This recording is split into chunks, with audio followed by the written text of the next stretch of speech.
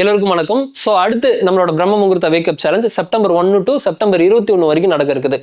மிகவும் பெரிய லெவலில் பல பேர் நீங்கள் கேட்டுட்டு இருந்தீங்க. அந்த வகையில் இந்த ஒரு வேக்கப் சேலஞ்ச் வந்து அரேஞ்ச் பண்ணியிருக்கோம். ஸோ நீங்களும் தாராளமாக கலந்துக்கலாம். லிமிடெட் சீட்ஸ் மட்டும்தான். யாரெல்லாம் வந்து ஃபுல்லாக கம்ப்ளீட் பண்ணுறாங்களோ அவங்களுக்கு கிவ்வேவாகவும் கொடுக்க இருக்கிறோம். அதே மாதிரி இந்த 21 நாள் என்ன மாதிரி விஷயங்கள் இருக்க போகுது அப்படின்னா, தியானம் பண்ண இருக்கும், நிறைய சத்சங் நம்ம வந்து பேச இருக்கிறோம், நிறைய ஹேபிட்ஸ் என்னென்னலாம் கடைபிடிக்கணும் அப்படின்றத பற்றிலாம் டிஸ்கஸ் பண்ண இருக்கிறோம். ஸோ சீக்கிரமாக நீங்களும் ஜாயின் பண்ணிக்கோங்க.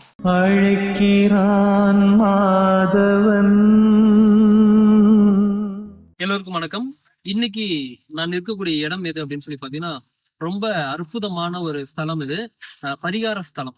கிட்டத்தட்ட எல்லோருக்குமே வந்து ஒரு கேள்வி ஒண்ணு இருக்கும்ல, நான் வந்து லவ் பண்றேங்க, என்ன பண்றதுன்னு தெரியல, ஜாதகம் வீட்டுல செட் ஆகலன்னு சொல்லி சொல்றாங்க, இந்த ஜாதகம் பொருந்தவே பொருந்தாதுன்னு சொல்லி சொல்றாங்க, நான் என்ன பண்றது அப்படின்னு அப்படியே கேள்வி இருக்கக்கூடியவங்களுக்கும், இல்லங்க நாங்க எல்லாமே ஃபைனல் பண்ணிட்டோம், ஆனா இப்பதான் போய் ஜோதிடரை பாக்குறோம், சில குறைகள் இருக்கிறதா ஜாதகத்துல சொல்றாங்க, அதுக்கு நான் என்ன பண்றது அப்படின்ற மாதிரியான கேள்விகள் கல்யாணம் பண்ணும் போது நிறைய குழப்பங்கள் வரும். சோ அதுக்கு ஒரு முற்றுப்புள்ளி வைக்கக்கூடிய லெவல்ல அதை வந்து நல்லபடியாக எடுத்துக்கொண்டு போகக்கூடிய ஒரு வகையில இந்த ஸ்தலம் என்பது அமைது. எந்த இடத்துல நம்ம நின்றுட்டு இருக்கோம் அப்படின்னு சொல்லி பாத்தீங்கன்னா, மதுரையில இருக்கிறோம். மதுரையில ஏடகநாதர் டெம்பிள், சோழவந்தானுக்கு அடுத்து இருக்கக்கூடிய திருவேடகம் சொல்லக்கூடிய ஊர்ல இருக்கக்கூடிய ஏடகநாதர் உள்ள வந்து அம்பாலும் இருக்காங்க, சுவாமியும் இருக்காங்க.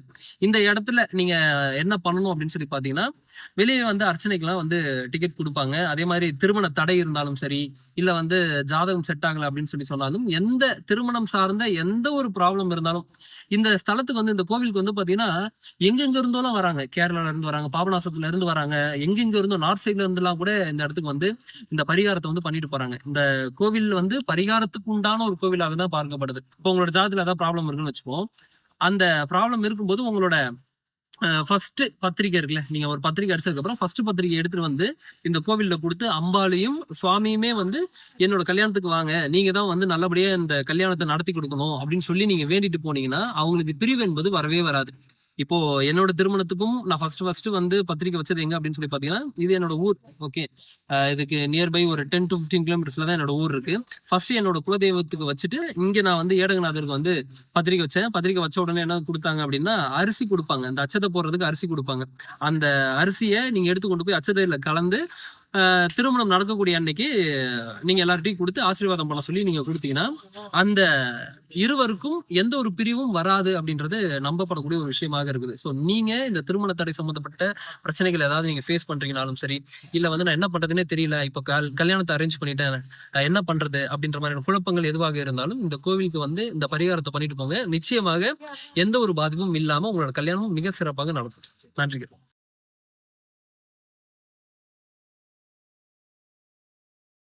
குருவே சரணம். முதல்ல திருமணம் அண்ணாக்கு நன்றி. இன்னைக்கு ஃபர்கிவ்னஸ் கிளாஸ்.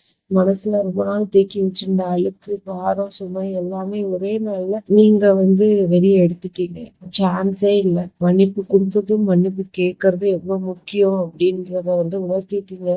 இறந்து மறுபடியும் பிறந்த மாதிரி ஒரு ஃபீலிங். இறப்புனா என்ன, இந்த வாழ்க்கைனா என்ன, இந்த வாழ்க்கை எவ்வளவு அழகானது அப்படின்றத ரொம்ப அழகா வந்து கிளாஸா எடுத்திருக்கீங்க. இந்த கிளாஸ் அட்டன் பண்ற ஆப்பர்ச்சுனிட்டி எத்தனை பேருக்கு கிடைக்கும் தெரியல. நான் ரொம்ப அந்த விஷயத்துல பாக்கியம் பண்ணியிருக்கேன், இந்த மாதிரி ஒரு கிளாஸ் அட்டன் பண்றதுக்கு. பேட்ச் 1ல இருந்து பேட்ச் 5 வரைக்கும் நீங்க கொடுக்குற ஒவ்வொரு பயிற்சியும் என்னை ஒவ்வொரு நாளும் ஒரு புது மனுஷியா வந்து பிறக்க வைக்குதுன்னு தான் சொல்லணும். இன்னும் உங்களோட பேட்ச் எவ்வளோ பேட்சஸ் நடந்தாலும் கண்டிப்பா ஒவ்வொரு பேட்சும் அட்டன் பண்ற பாக்கியம் கடவுள் எனக்கு கொடுப்பாருன்னு நான் நம்புறேன். ரொம்ப நன்றி. அதை தவிர சொல்ல வார்த்தைகளே வரல. ரொம்ப ரொம்ப நன்றி. குருவே சரணம்.